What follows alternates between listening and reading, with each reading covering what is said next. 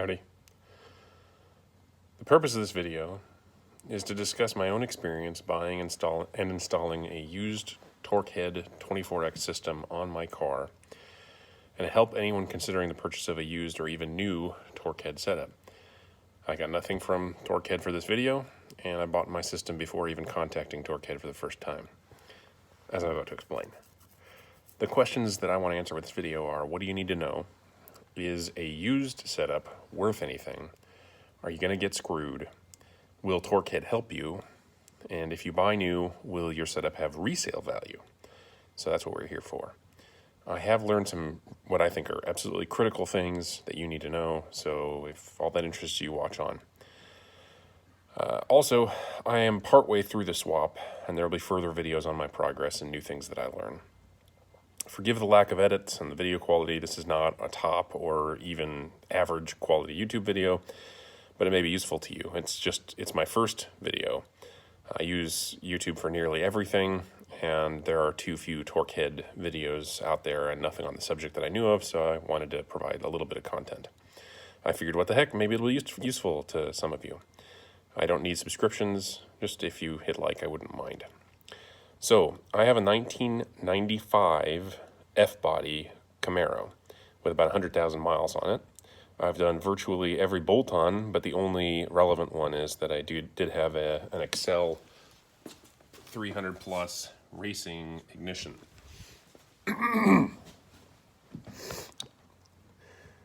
Also, I had an Excel coil. Anyway, my OptiSpark was crapping out. It started with kind of a low RPM stumble at high load, and it was just getting worse and worse. So I was actually searching Craigslist looking for an OptiSpark when I ran into a well-done advertisement for OptiSpark Elimination. It was a complete TorqHead setup. It had the computer, the crank hub, the sensor package that replaces the Opti, rails, wiring harnesses, and plug wires. Everything that's in the $1,800 package on eBay that TorqHead sells new. So I was pretty intrigued by it. It was the first that I'd ever heard of it, and I thought I'd check it out. Firstly, I hated being a 1995 Camaro with OBD 1.5. And for those of you that don't know what that is, I have an OBD 2 plug underneath my dash with an OBD 1 computer or engine management system. So diagnosis is really tough. You can't go to AutoZone. You can't do any of that stuff and just have somebody scan it. You also can't just get a normal code reader and have it scanned. So it's tough.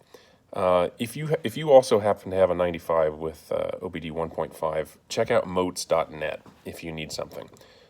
I discovered they have some really good stuff for OBD 1.5. I got a cable from them. I used programs that are available like Scan 9495 and EE Hack, and you can actually scan your 95 and get codes and things like that. I was in trouble for a long time then, and it worked great.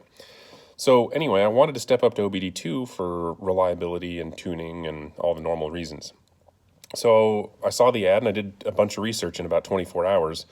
I saw how simple to install it promised to be. I saw some startup videos. I saw a couple of comments that TorqHead was great with installation support. And my presumption was that would be new installations, and so they might not be as helpful for used people. Most importantly, I saw that the 93 and 94 LT1 engine uses a splined shaft to drive the OptiSpark, and 95 to 97 uses a cam pin. Since the TorqHead sensor unit replaces the OptiSpark, you have to have the right replacement unit. So I knew which one I needed, having a 95, that I would need the cam pin driven one. So I decided to pull the trigger if it was the right one. So I went and I saw it, and it was a cam pin driven Opti replacement unit. So I made an offer and the seller accepted. And so now all of a sudden I've got a used TorqHead setup I got to figure out. So I knew right away I would need some of the parts that the used kit was missing. For starters, I would need the feeler gauge, which is this yellow feeler gauge in there to get the crank sensor depth correct. I needed spacers to set the crank sensor depth. I needed the tool to set the crank sensor position back and forth. It's a beautiful little machine tool that they make. I needed a Woodruff key to correctly position the crank hub. I needed a spacer that is behind the actual hub to make the hub the right depth for your pulleys and whatnot. I needed a single MSD plug wire to complete my setup, because I knew that one of my plugs was going to have to go around headers and it wasn't going to be good. So that's what I needed. Give me 1 second. I am reading from a script. Like I said, it's my first video and I'm just trying to convey information. And I'm having some difficulty getting my... There we go. So I contacted TorqHead via email, and it was actually the owner and product designer, Paul, who invoiced me a total of only $25.75 for all of the stuff that I needed to complete my TorqHead package. I thought the price was amazing. I had been quite worried about getting gouged, considering I was not buying a whole system. And frankly, I thought it would have been more reasonable to have paid more, but it was an amazing price. So I thought I was ready to go. And then I discovered, not quite so fast. There was a couple things I didn't know. So I tore down the front of the engine. I have a tip for you. If you're working on an F-body, remove the passenger side fan just right away.